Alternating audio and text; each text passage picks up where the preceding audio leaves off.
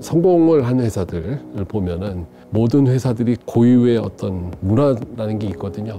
영업을 위주로 하는 회사라 그러면은 9 to 5 업무 시간이 굉장히 중요하잖아요. 우리 회사 같은 경우는 기술 중요시하기 때문에 생기는 그런 문화들이 있거든요. 그런 시간보다는 그 시간의 퀄리티가 더 중요한, 한 번도 출퇴근 시간이 정해진 적이 없었어요.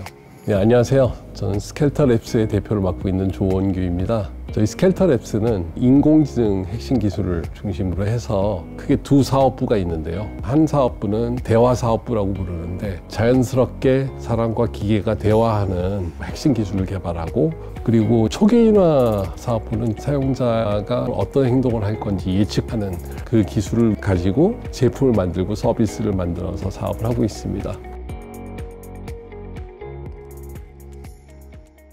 저는 이제 보통 스타트업하고는 좀 달리 좀 나이가 많은 편이에요. 80년대, 90년대에 공부를 했던 사람인데, 지금은 이제 딥러닝이라고 말하는 인공신경망 기술이 처음 출현했을 때가 80년대 말인데, 그때 제가 대학원을 진학해서 인공신경망 공부를 많이 했었어요. 그때는 잘 몰랐지만은 제 인생에 큰 방향을 설정해 주는 계기가 됐었고요. 근데 카이스트가 굉장히 실용적인 성향이 강해서 닷컴 붐이 불었던 시기라 선배들도 창업을 많이 했었고, 그러다 보니까 저도 사업 기회가 왔을 때 창업을 하게 됐던 것 같아요.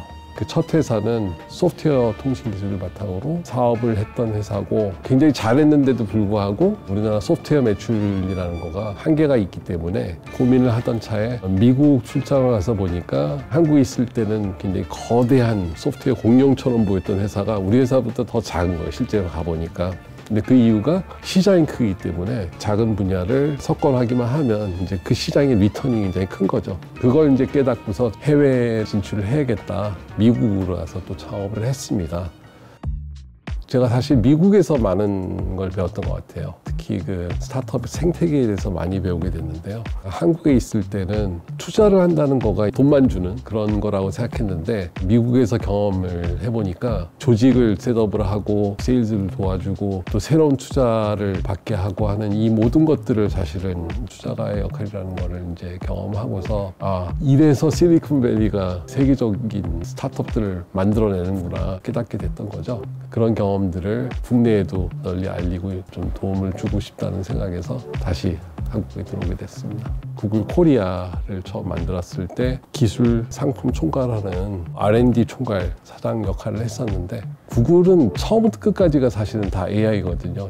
이런 기술 회사의 가장 핵심은 사실은 이제 사람에 있거든요. 100명 고용해서 100명이 만들어내면 되는 그런 비즈니스가 아니라 결국은 얼마나 잘하느냐에 따라서 성공도 하고 실패도 하고 하는 그런 분야이기 때문에 뛰어난 사람들, 인재들, 그런 사람들이 모였을 때 어떻게 하면은 그 사람들이 성과를 낼 수 있을까? 결국은 그 문화가 있어야 되는 거거든요. 얼마나 창의력을 권장하느냐, 자유롭게 문제를 던져주고 그 안에서 해결책을 찾아가는 시도를 중요시하는 그런 문화, 이런 것들이 혁신을 하려고 하면은 다들 권장을 해야 되는 중요한 그런 요소들인 것 같아요. 그래서 그런 면들을 이제 구글을 통해서 많이 배웠고, 7년 좀 넘게 그 일을 하다가 제 나이를 계산해 보니까 또 새로운 창업을 하지 않으면은 구글에서 은퇴하게 되겠구나라는 생각이 들었었어요. 아직은 젊을 때 이 경험을 살려서 또 한번 창업을 해야겠다라는 결심을 하고 구글을 그만두고 이제 15년 말에 공식적으로 법인을 설립을 했습니다.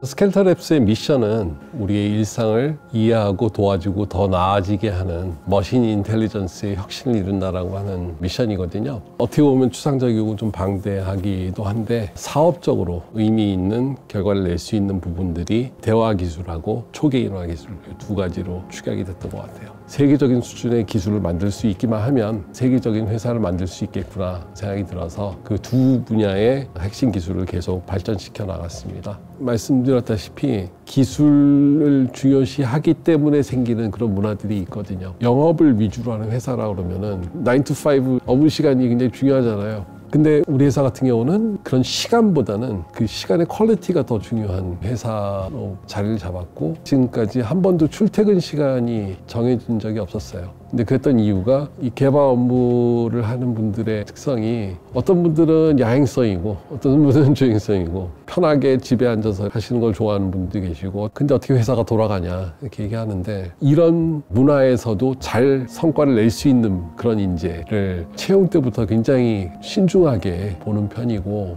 그런 문화적인 호환성이 뛰어나신 분들이 많고요. 결국 팀으로 같이 일을 할 수 있는 사람이냐라는 거. 이 사람은 매일매일 체크하지 않으면 제대로 퍼포먼스가 나오지 않을 거야 라는 생각이 들거나 아니면 생각이 있어도 말을 안 하는 분들은 솔직히 제가 처음에는 그거를 그렇게 중요하게 생각 안 했었는데 지나고 보면 그런 분들이 퍼포먼스를 잘 못 내요. 다르게 얘기하면 활발하게 논의를 좋아하시는 분들이 퍼포먼스가 좋아요. 그렇다고 해서 그게 한 사람의 설계로 그게 만들어지는 건 절대로 아니고 좋은 인재들이 자발적으로 실력 발휘를 할 수 있는 방향으로 그런 식으로 발전을 한 것 같아요. 19년 상반기에는 그동안 개발하던 수많은 원천 기술들이 세계적 수준의 경쟁력을 확보하는 데 성공했다고 판단이 돼서 작년 초에는 본격적으로 사업을 시작을 했습니다. 근데 이제 그 기술의 발전 속도에 따라서 시장이 열리거든요. 근데 리니어하게 열리지가 않아요. 약간 계단식으로 열립니다. 프로젝트를 갖다가 계속 하면서 우리의 기술 수준, 시장의 요구사항 이런 것들을 계속 매저를 했던 겁니다. 그 어떤 회사보다도 저희는 파트너십이 중요해요. 어떤 회사들은 데이터가 있고 어떤 회사들은 기술이 있는 거예요. 결국은 독창적인 콘텐츠를 가지고 있는 회사들과 저희들이 연계를 해서 새로운 가치를 만드는 시도들을 점점 더 많이 할 겁니다. 콘텐츠 진흥원에서 컴피니티라고 하는 프로그램을 만들어가지고 콘텐츠를 가지고 있는 MBC와 같이 힘을 합쳐서 프로젝트를 하게 됐는데요. 그 동영상의 내용을 갖다가 음성인식 기술을 통해서 다 인식을 하고 사용자들이 스크립트에 나와 있지 않은 단어를 사용해서 검색을 하더라도 내용이 맞으면 동영상에 딱 답이 있는 부분을 갖다 찾아줄 수 있는 재밌는 그런 응용 예를 만든 그런 프로젝트입니다. 앞으로 몇 년 동안은 약간 기하급수적으로 응용 분야가 많아지는 그런 시기에 와 있기 때문에 그 많은 분야에 저희 엔진이 들어가게 돼야 된다는 게 큰 목표고 기대를 하고 있습니다.